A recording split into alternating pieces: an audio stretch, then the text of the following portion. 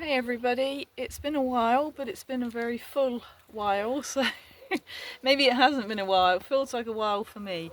I just thought I'd give you a bit of an update on the farm.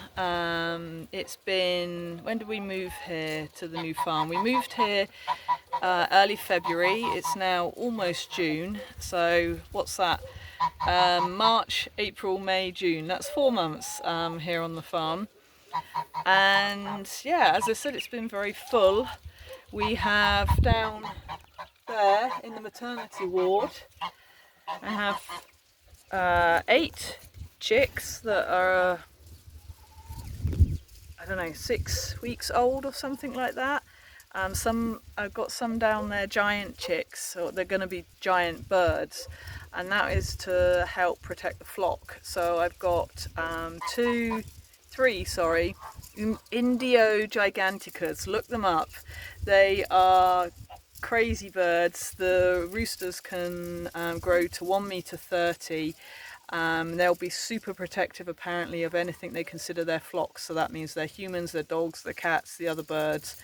But anything else, they can be really aggressive. And that is, as a form of protection for the birds, because these lot here are wonderful guard geese when they're not horny. But as they are seeming to be horny each year for more months than the year before, they're almost useless when it's mating season. They're just interested in each other and not protecting the flock. So I had this crazy idea a little while ago to, I don't know if you can see the birds down there. No. Oh, there they are. I had this crazy idea a little while ago to get some bigger breeds of chickens. So I got some eggs from somebody in Portugal, and I've got some more actually that will hatch next week to have some bigger breeds. So that's the Indio gigantica, and I've also got a Jersey gigantica. I had a couple of them hatch, but actually only one survived. But they're also a bigger breed, but they just look like a big chicken, whereas the Indio giganticas are like stretched. They actually do look like dinosaurs. Everyone says that chickens are dinosaurs. I don't see it myself, but the Indio giganticas, yes. So I'm hoping that these new chicken breeds will, breed in with my other birds, and eventually I'll end up with a bigger flock, as well as hopefully a couple of roosters in the meantime to help protect the ladies. Because when we first came here, we had quite a problem with birds of prey because all of the chickens are pasture raised. They all have all of these terraces, goes all the way down to the bottom to wander around in. But the birds of prey came and they started taking some, and then I think a fox. So we're in the process of putting an electric fence around the whole farm. It's taking time, obviously, because it's about 2 hectares. But that's to keep the dogs in, and all the other animals in, but to also keep the predators out. But this was really helpful. I've tried loads of things over the years because we do get a lot of birds of prey in this area, but this is the most helpful. I know it's plastic, so that's a bit crappy. Oh, there's arguments going on. But I strung it up all around the farm, and not all around the farm, all around the area where the birds are, every few meters, and it stops the birds of prey from being able to hunt, because the reflection upsets their hunting ability, and it makes a bit of a noise when it flickers as well, which they don't like. And I've also put up some wind chimes for that reason, and touch wood, it seems to work really well. So yeah, that's what's been happening with birds. There's more chicks hatching next week. I have also some peacock eggs, peafowl eggs in my friend's incubator. as a form of protection as well. But I'm not convinced they're gonna hatch. But you never know. But you know, I'm trying different ways of finding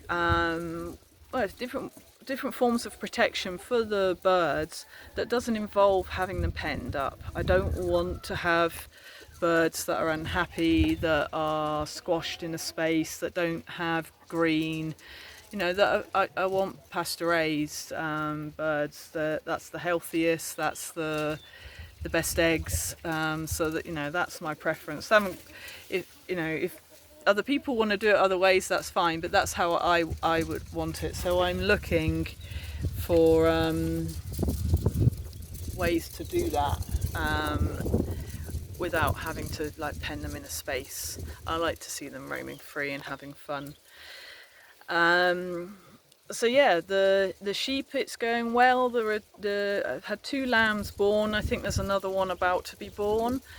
And one male, 1 female so far, and I've been rotationally grazing them since being here. I have an electric fence, a super amazing one on a roll that's really easy to put up and down, and that is going really well. Rotation, like just moving them to a new kind of mini pasture within each field every 2 or 3 days, so that reduces any chances of parasites, keeps them healthy, it keeps them getting the vitamins and minerals they require, and the biggest thing as well is actually it's rejuvenating the soil, because most farms in most places, but particularly here, are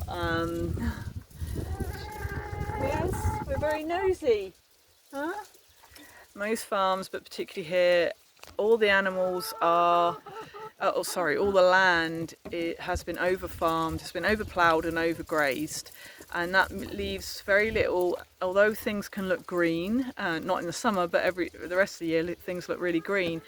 When you look, there isn't actually much to eat, and what there is to eat is not very nutrient dense and not very high in protein for the animals. If you look around, you see lots of patches of dirt in between, then that's a really sure sign that it's been overgrazed and or overploughed.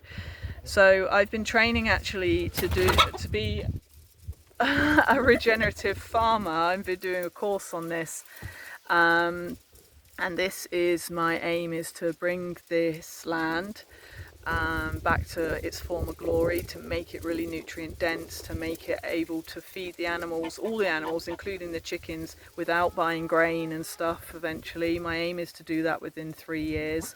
I've planted a lot of fodder that is good for chickens and goats and sheep and things like that.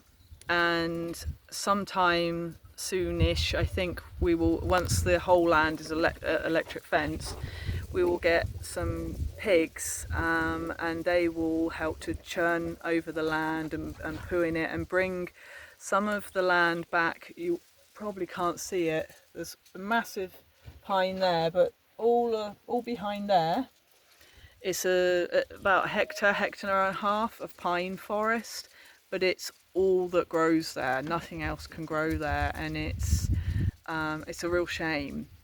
So the idea is to fell some of that, to keep some of the bigger trees and fell a lot of it, and put pigs in there and rotate the chickens in and out of there as well, particularly in the summer because there's a lot more shade, and to bring that soil back to grazing soil, and then be able to rotate the duck is noisy, to be able to rotate the sheep, and maybe one day cows.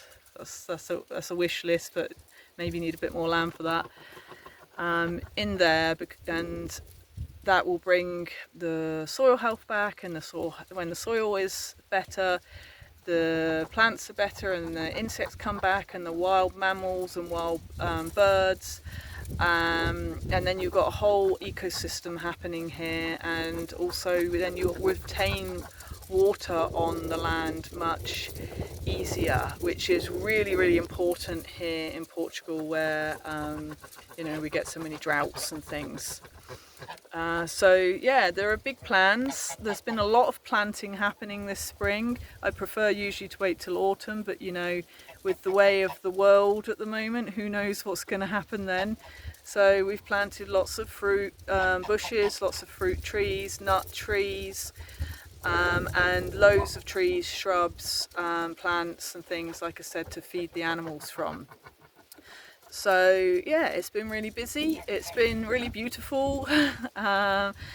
It's such an honour. It's such an honour to be a guardian of this piece of land and to have this life. And yeah, it just is. It just is the way it is.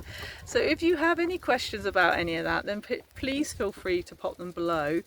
And I actually, a little while ago, I bought out a free course. It's a 14-day course on living off grid. So I'm going to put the link below. I'm going to do a separate video about that because I realise I haven't.